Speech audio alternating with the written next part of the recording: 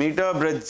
तो metre bridge एक instrument है जो हम फिजिक्स लैब में यूज करते हैं किसी अननोन रेजिस्टेंस को फाइंड करने के लिए। पहला काम इसका ये, किसी वायर का रेजिस्टेंस फाइंड कर सकते हैं या उसके मटेरियल की रेजिस्टिविटी भी हम फाइंड कर सकते हैं।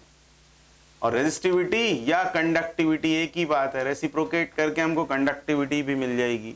तो किसी अननोन रेजिस्टेंस को फाइंड करना, उसके मटेरियल की रेजिस्टिविटी या कंडक्टिविटी फाइंड करना, इस काम के लिए हम इस इंस्ट्रूमेंट का इस्तेमाल करते हैं। अब मीटर ब्रिज कैसा होता है, तो अपन कंस्ट्रक्शन में लिखेंगे कि इसमें 1 मीटर लॉन्ग कॉन्स्टेंटन या मैंगनीन, कॉन्स्टेंटन या मैंगनीन का वायर यूज होता है।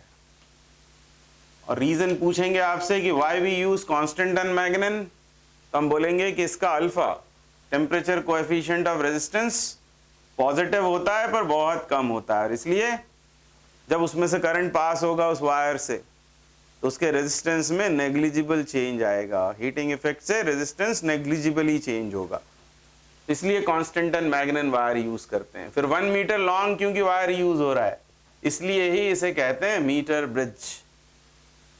अब इसके अलावा इसे स्लाइडिंग वायर ब्रिज भी कहते हैं। और स्लाइडिंग वायर ब्रिज इसलिए क्योंकि इसमें इस वायर पर, कॉन्स्टेंटन मैग्नेन के 1 मीटर लॉन्ग वायर पर एक जॉकी स्लाइड होगी, और इसलिए इसे कभी कभी स्लाइडिंग वायर ब्रिज भी कहते हैं। और ये बेस्ड होता है व्हीटस्टोन ब्रिज पर, बल्कि व्हीटस्टोन ब्रिज ही होता है, ऐसा कहें तो भी गलत नहीं होगा कि ये व्हीटस्टोन ब्रिज ही है।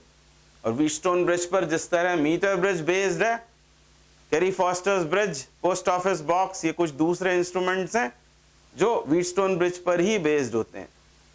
तो व्हीटस्टोन ब्रिज पर बेस्ड है, रेजिस्टेंस वर्कआउट करना है या रेजिस्टेंस, अननोन रेजिस्टेंस फाइंड करना है, रेजिस्टिविटी या कंडक्टिविटी फाइंड करना है। अब हम इसको पढ़ते हैं और साथ साथ हम व्हीटस्टोन ब्रिज भी बना लेंगे, तो इसको समझना और आसान हो जाएगा। तो मीटर ब्रिज में क्या होता है, तो मीटर ब्रिज में एक वुडन प्लांक पर हम इस तरह की 3 ब्रास की स्ट्रिप्स लगा लेते हैं। ये एक स्ट्रिप, एक और स्ट्रिप, इस तरह से हमने लगा ली यहां 3 स्ट्रिप्स। किसकी हैं ये हैं ब्रास की स्ट्रिप्स, 3 स्ट्रिप्स, उसमें से 2 एल शेप्ड और एक स्ट्रेट। और यहां वो वायर, वो जिसकी बात अभी हमने की थी, कॉन्स्टेंटन मैग्नेन का 1 मीटर लॉन्ग वायर, वो यहां कनेक्ट कर लिया जाता है, AC, ये वो वायर हो गया। अब यहां 2 गैप फॉर्म हो जाते हैं, एक लेफ्ट गैप, एक राइट गैप, और यहां कुछ कनेक्टिंग स्क्रूज या बाइंडिंग स्क्रूज लगे हुए होते हैं। अब वो रेजिस्टेंस हमें फाइंड करनी है, अननोन रेजिस्टेंस, उसको लाकर हम यहां कनेक्ट कर लेंगे इस गैप में, राइट गैप में। अब साथ साथ में यहां बना लेता हूं व्हीटस्टोन ब्रिज, ताकि ये आराम से, आसानी से समझ में आए हमें। ये वो 4 resistances P, Q, R and S, ये 4 resistances P, Q, R, S। और इस डायगोनल पर लगा हुआ है सेल और की, और अक्रॉस दिस डायगोनल एक गैल्वेनोमीटर और की लगी हुई है। ऐसा होता है हमारा व्हीटस्टोन ब्रिज। बिल्कुल ये उसी तरह का है। ये जो मैं दिखा रहा हूं यहां पर, ये दिस इज लाइक Q, ये वो अननोन रेजिस्टेंस Q, और ये कनेक्टेड है बिटवीन B एंड C। तो इसका नाम, इस टर्मिनल का, इस बाइंडिंग स्क्रू का नाम यदि हम B रख दें तो साफ दिख रहा है कि B और C के बीच में यहां कनेक्टेड है Q। यहां रेजिस्टेंस सिर्फ Q होगा। ये जो है ये ब्रास का बना हुआ है, इसका रेजिस्टेंस नेग्लिजिबल, तो ये है वो Q रेजिस्टेंस। और इस गैप में, लेफ्ट गैप में, यहां लगा लेंगे एक रेजिस्टेंस बॉक्स। और रेजिस्टेंस बॉक्स एक नोन रेजिस्टेंस होता है। एक बॉक्स आपको लैब में मिलेगा, उसमें कई सारी कीज होती हैं, 1 ओम से लेकर इनफाइनाइट तक कई सारी कीज होती हैं। वो कीज जितनी आप प्लग आउट करोगे उतना रेजिस्टेंस इस गैप में आ जाएगा। तो ये रेजिस्टेंस बॉक्स कुछ और नहीं होता बल्कि एक नोन रेजिस्टेंस होता है, and this is like P। ये P जो कनेक्टेड है बिटवीन A एंड B, यहां कनेक्टेड है।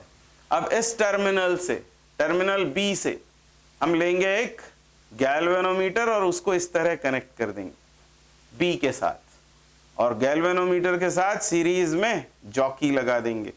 ये वो जॉकी और ये आकर इस स्लाइडिंग वायर पर, इस वायर के ऊपर स्लाइड होगी, इसलिए इसको कहते हैं स्लाइडिंग वायर ब्रिज। तो ये वाली आर्म हो गई BJ, मतलब ABCD, यानी ये BD ब्रांच, ये गैल्वेनोमीटर वाली ब्रांच हो गई, इसका नाम D रख देते हैं। ये जॉकी तो J जॉकी को शो कर रहा है, और ये D में उस सर्किट से उसका कंपैरिजन करने के लिए इसका नाम D रखा हुआ है। अब ये जो पार्ट है वायर का AD, ये AD ये लाइक R हो गया, और बचा हुआ ये जो DC होगा ये S के बराबर हो जाएगा। इस तरह ये चार रेजिस्टेंसेस हो गए, PQ, resistance of part AJ and resistance of part JC। इस तरह चार रेजिस्टेंसेस की ग्रुपिंग हो गई। अब बचा है हमको सिर्फ बैटरी कनेक्ट करना है, तो यहां लाकर वो बैटरी लगा लेंगे, एक सेल लेंगे और सेल लाकर इसके बीच में यहां कनेक्ट कर देंगे बिटवीन A एंड C। तो ये हो गया V। तो ये बिल्कुल व्हीटस्टोन ब्रिज है। जैसे ही सर्किट क्लोज करेंगे उसी तरह जैसे हमने समझाया था व्हीटस्टोन ब्रिज में करंट का डिस्ट्रीब्यूशन होगा, सभी रेजिस्टेंसेस में से करंट फ्लो होने लगेगा, इसमें से भी करंट हमको दिखाई पड़ेगा। अब हम सिर्फ इसे चलाएंगे जॉकी को, और इसको मूव करेंगे, इतना मूव करेंगे, तब तक मूव करेंगे जब तक गैल्वेनोमीटर का डिफ्लेक्शन 0 नहीं हो जाता है। मतलब हमको नल डिफ्लेक्शन की कंडीशन लानी है। तो इस जॉकी को तब तक चलाते हैं जब तक गैल्वेनोमीटर का डिफ्लेक्शन 0 नहीं हो जाता, और जब ये 0 होगा डिफ्लेक्शन, तब समझना चाहिए कि VB, जैसा हमने बोला था आपसे, VB और VD बराबर हो गए हैं। Potentials of B and D are equal, no current flows through galvanometer, और उस कंडीशन में इसका रेजिस्टेंस का ratio P/Q is equal to होना चाहिए resistance of AJ upon resistance of JC। तो इन बैलेंस्ड कंडीशन क्या होगा, ऐसा हमें लिखना पड़ेगा, P/Q। P कौन है, resistance taken from the resistance box, P by Q, this is unknown resistance, P/Q is equal to resistance of AJ upon resistance of JC, AJ JC। और मान लो ये लेंथ L है AJ की, क्योंकि उसके साथ हमने बताया था आपको एक मीटर स्केल भी पैरेलल में लगा हुआ रहता है। उस पैरेलल में लगे हुए मीटर स्केल से, या नहीं बताया था तो अब बता देता हूं कि ये एक मीटर स्केल और इसके साथ पैरेलल में लगा हुआ होता है, जिसमें 0 से 100 तक उसके डिविजन्स होते हैं सेंटीमीटर में, ताकि हम ये लेंथ निकाल पाएं कि ये बैलेंसिंग लेंथ कितनी है। तो मान लो ये L है, तो AJ का रेजिस्टेंस कितना होगा, तो रेजिस्टेंस का फॉर्मूला रो L/A, ए उसका area of cross section, rho resistivity, इसकी हालांकि जरूरत नहीं पड़ेगी। अब ये यदि L है और ये लेंथ इसकी 100 सेंटीमीटर है, तो ये लेंथ कितनी है, 100 माइनस L। तो इसका रेजिस्टेंस कितना होगा, तो ये होगा रो 100 माइनस L अपॉन A। तो A से A कैंसिल आउट, रो से रो कैंसिल आउट, P/Q। अब हमारा अननोन कौन है, Q, तो Q हम इसमें से वर्कआउट कर लेंगे, 100 minus L into P L। अब हमको यहां सब कुछ पता है। P क्या है, तो P है रेजिस्टेंस बॉक्स में से जो हमने रेजिस्टेंस यहां पर लाया है उसमें से निकाला है, नोन है, P इज नोन। ये L बैलेंसिंग लेंथ हो जाएगी, इसकी वैल्यू पुट करेंगे तो हमको Q मिल जाएगा। इस तरह वो अननोन रेजिस्टेंस हमने फाइंड आउट कर लिया। अब अननोन रेजिस्टेंस आने के बाद यदि हमसे रेजिस्टिविटी फाइंड करने को बोला गया है, तो आगे बढ़ जाएंगे, क्या करेंगे, इस वायर को उसमें से बाहर निकालेंगे इंस्ट्रूमेंट से, और इसको बाहर निकाल कर मीटर स्केल पर इसकी लेंथ मेजर कर लेंगे। ये एक एक्सपेरिमेंट हो गया, अननोन रेजिस्टेंस निकल गया। अब हमको चाहिए रेजिस्टिविटी, तो हम इसको बाहर निकाल कर इसकी लेंथ, स्क्रू गेज से इसकी रेडियस, पहले डायमीटर आएगा, हाफ करके रेडियस आ गया, लेंथ आ गई, रेडियस आ गया, हमको चाहिए रो। अब ये क्यू नोन है आपको, R is equal to rho L by A लगा देंगे, ये फॉर्मूला लगा दिया, Q is equal to rho L upon area of its cross section.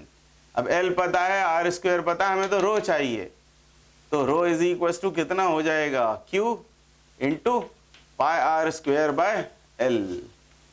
तो अब हमको Q तो पता हो ही गया था, R पता हो गया है, लेंथ पता हो गया है, स्क्रू गेज से रेडियस, मीटर स्केल से लेंथ निकालकर ये रेजिस्टिविटी भी आ जाएगी।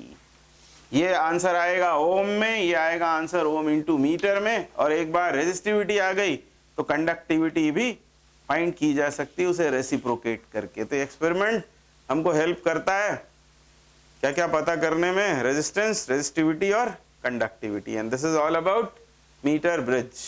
Thank you.